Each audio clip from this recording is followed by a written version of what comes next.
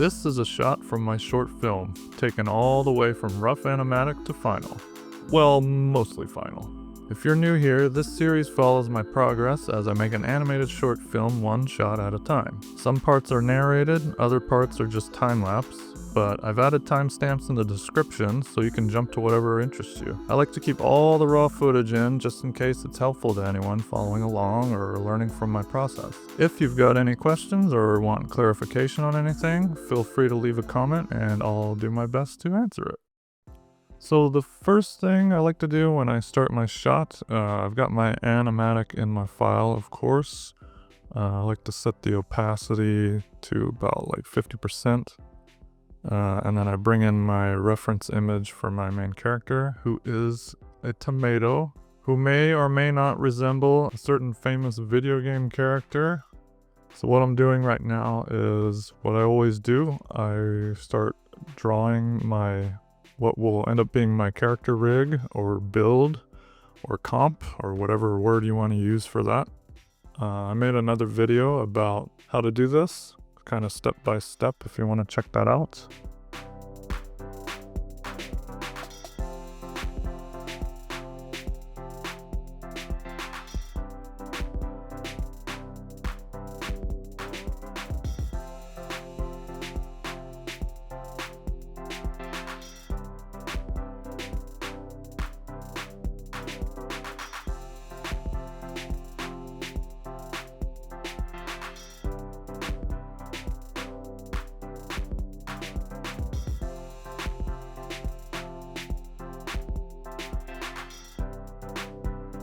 I like to build a character from scratch in every scene. It kind of makes every scene look a little more unique. I don't do it all the time, but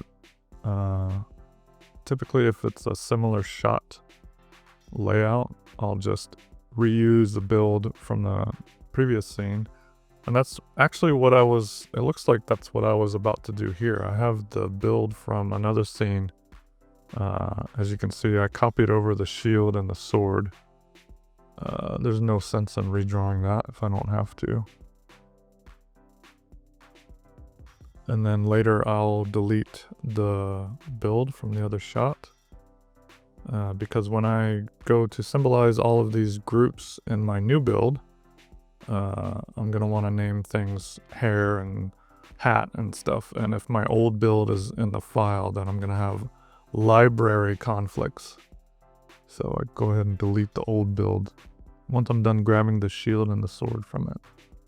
Right now I'm just symbolizing all of my groups and distribute them to layers, and I'm checking to make sure on every single layer that they're actually symbolized and not still groups, because you can't animate groups in Adobe Animate.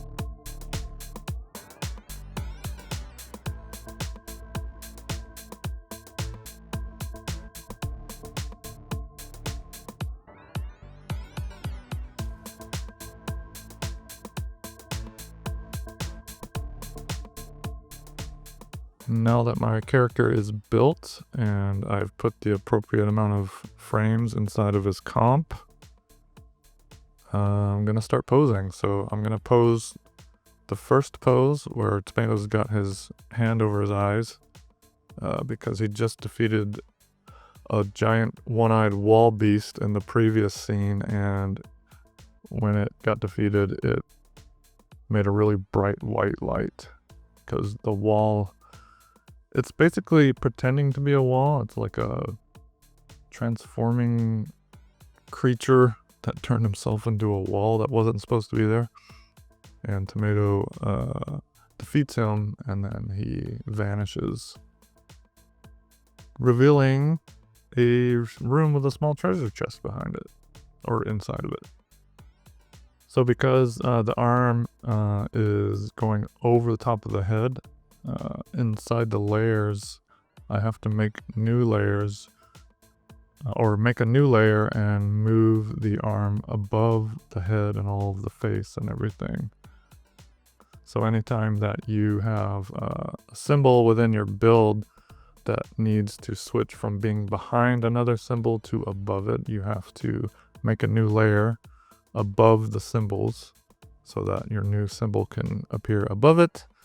And then if it's going to go back behind it again, you have to sort of manage your layers in a way that your symbols appear the way you want them to. I'm not explaining that the best way in the world, but if you see what I'm doing with the layers here, it should make sense.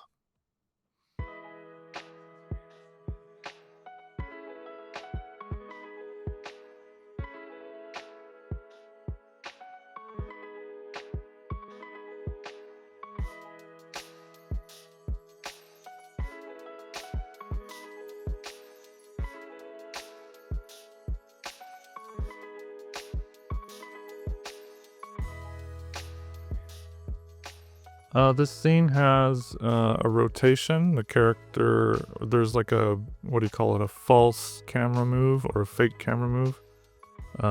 So the camera is going to pan around from the front of Tomato to the back through the drawings. There's no actual camera move other than from a right to a left.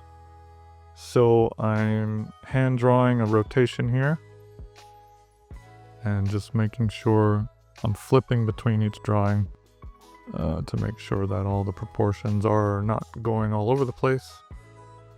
I wasn't quite sure how I was going to tackle this. I knew I didn't want to make a new symbol-based build for each one of these drawings. So the way that I set it up is every drawing in this turnaround is just going to be a flat drawing, flatly, cleaned and colored drawing. And then I'm going to, with my symbolized character in the front view, I'm going to start to ease into the turn, and then I'm going to switch to the flat drawings for the rotation. And then for the final pose in that rotation where we see the back of his head, that is a built out symbolized rig. And then I will ease out of that motion using that rig. So I'm basically swapping from symbolized character to hand-drawn for the rotation, and then back to symbolized character again, just to get that nice smooth ease in and ease out. Because if I try to do that with just hand-drawn art, that real smooth, slow motion, it's gonna be really hard, and I'm lazy, so the reason why it would be hard is because really fine, slow detail, if you don't have a really steady hand in your drawings, then it can boil and kind of pop everywhere, and we don't want that, so.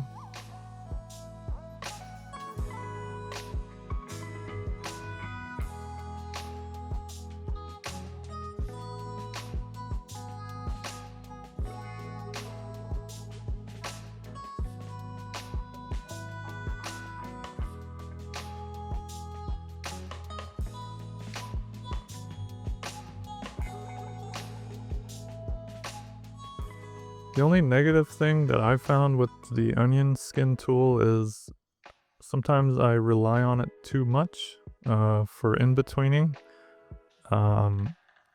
It's always better to just flip between your drawings if you have a key pose, or rather if you have two key poses and you just need a straight in-between.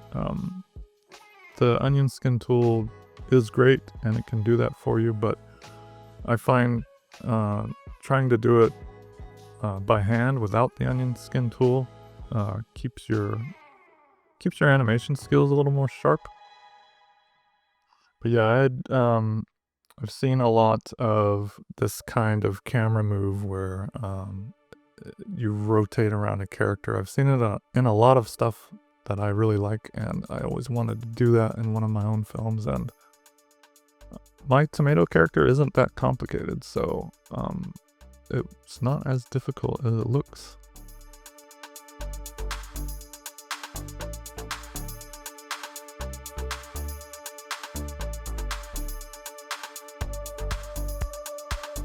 Right now, I'm going to start building out my rough background art.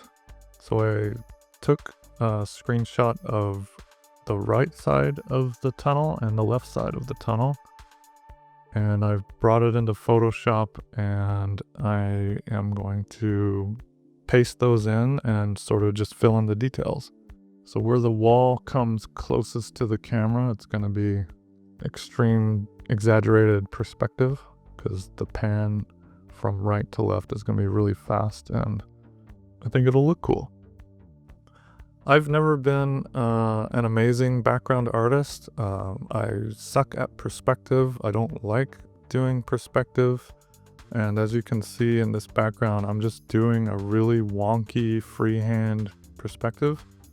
I know that probably drives a lot of people crazy, but I like to focus on the characters and the acting, and for me, background art has always been just a necessity that I have to deal with. So for the purpose of this film, all the backgrounds are going to be similar. We're inside of a dark dungeon, so I just sort of set my style and colors early on, and I don't really have to do anything fancy from shot to shot. It's just going to be walls and ceiling and floor, and with some grime and dirt and dust here and there. But yeah, I just sort of do what needs to be done with the BG and make a rough version so I can plan the shot out and the camera move out. And once all of my animation is done, I'm gonna jump in and do the finalized versions of the backgrounds. But for now, I just needed to rough something out so I can stage out my shot properly.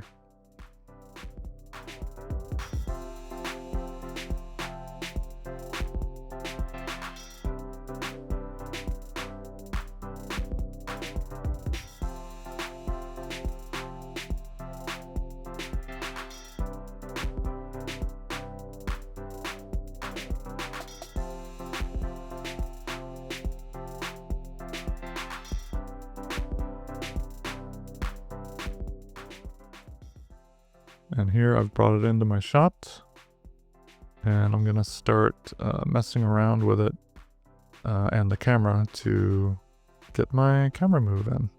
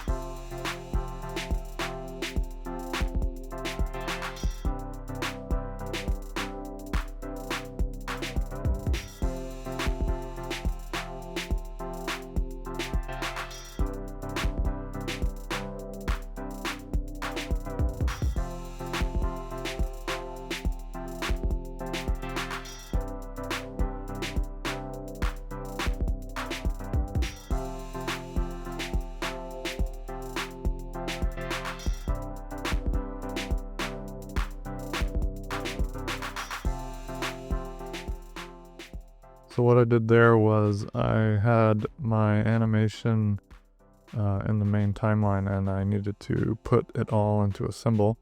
So I could, as the camera pans from right to left, I put a slight tween from right to left on Tomato as well, just to sort of simulate the camera panning around him.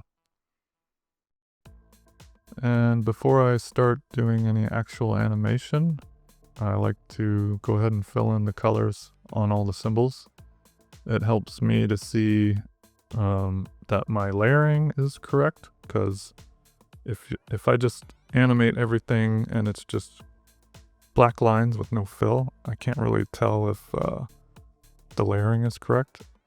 So I don't want to spend a lot of time animating and then having to reorder all my layers later. It's kind of a nightmare. So it's funny, I started making these videos mostly for two reasons: to help myself stay motivated and actually finish my animated shorts.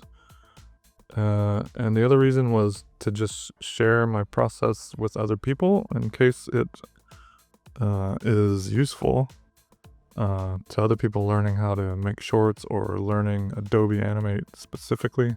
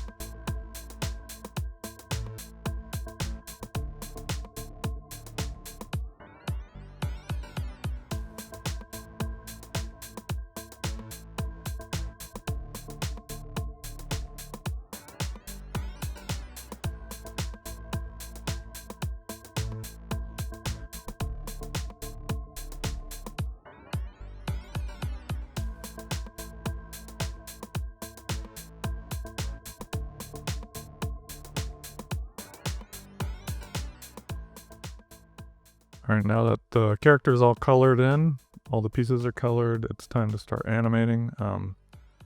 The two key poses with him covering his face and then him with his hands at his side, that's quite a big movement. So the first thing I wanted to do was make a breakdown pose.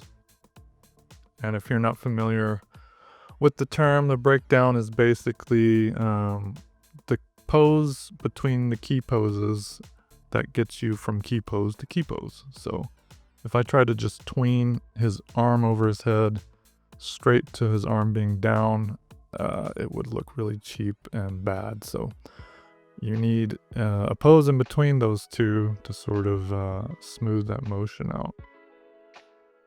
And when I started this, I thought one pose would do it, but I ended up going back and doing another breakdown pose.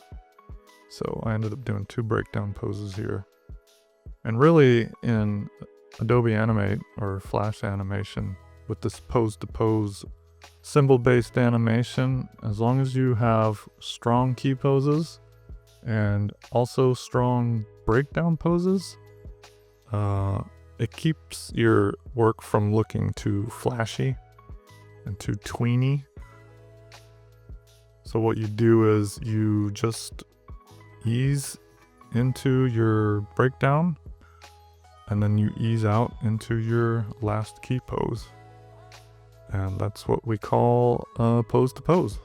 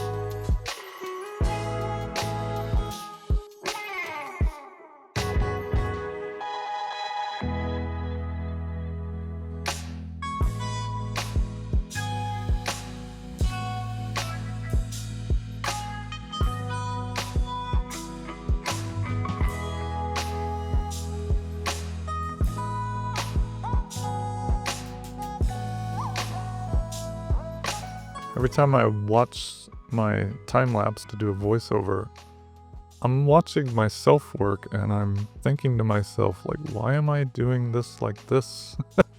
Like, why did I do it that way? Or I'll see all the mistakes I made, and I'm taking mental notes for the next time that I'm working on my stuff.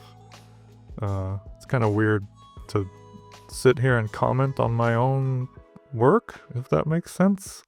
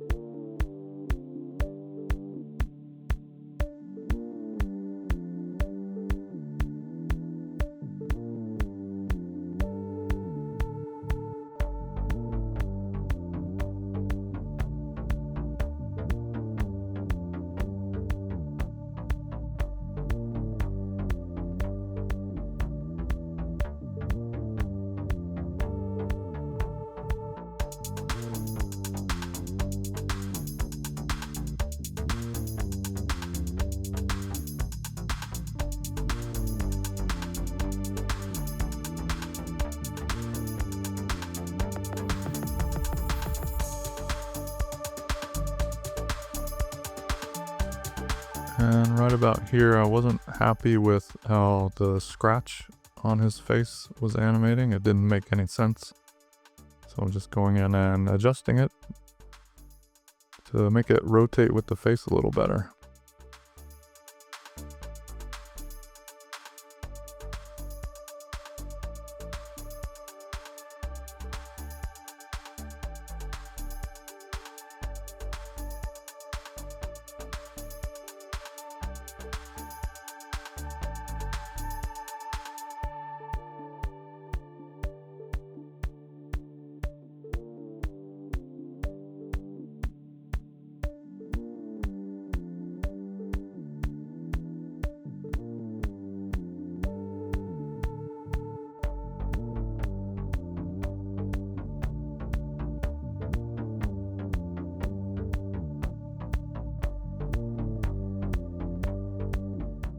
And after all that, this is what I ended up with. So the symbolized part of tomato is animated for the most part. And next up, we just have to clean up these rough drawings of the rotation and then ease it out, or ease in and ease out into them. Ease in or in out of ease in them.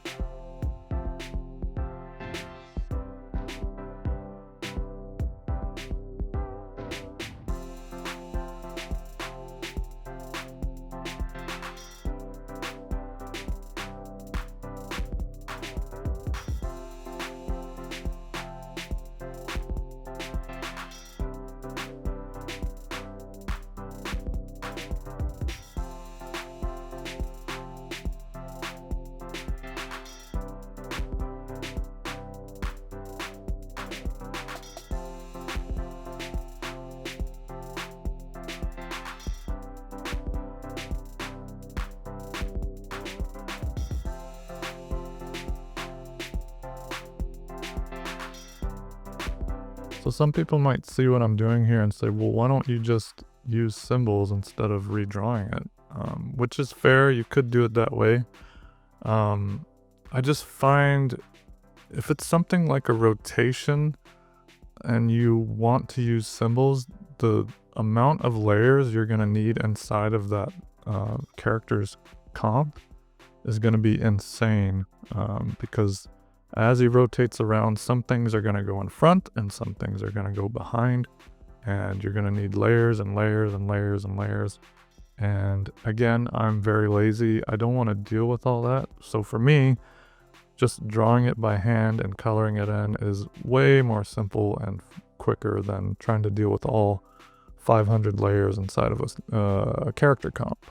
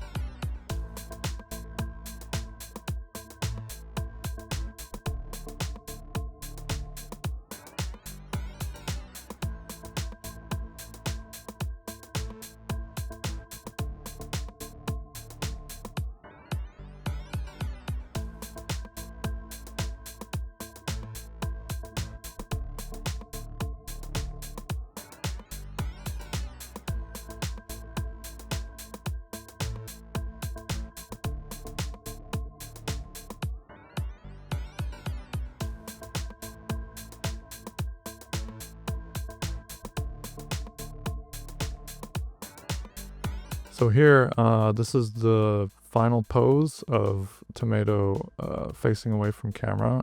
This is one I did want to symbolize so I can get that smooth movement to from the hand-drawn rotation. I'm going to switch to my symbolized character, and then I'm going to have a nice smooth tween from the rotation to the final pose, if that makes sense. I even separated the long part of the hat here, so I could get a little bit more of that subtle fake 3D rotation in there.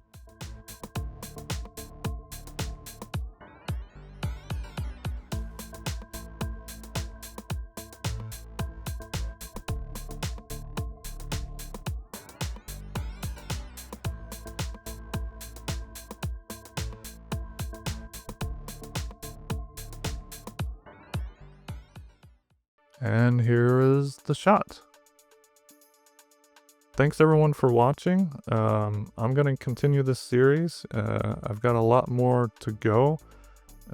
Again, if you've got questions or are curious about my process or any of that, just leave a comment and I'll try and answer it.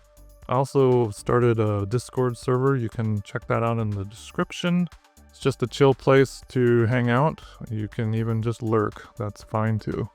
But yeah, thanks again, and we will see you next video.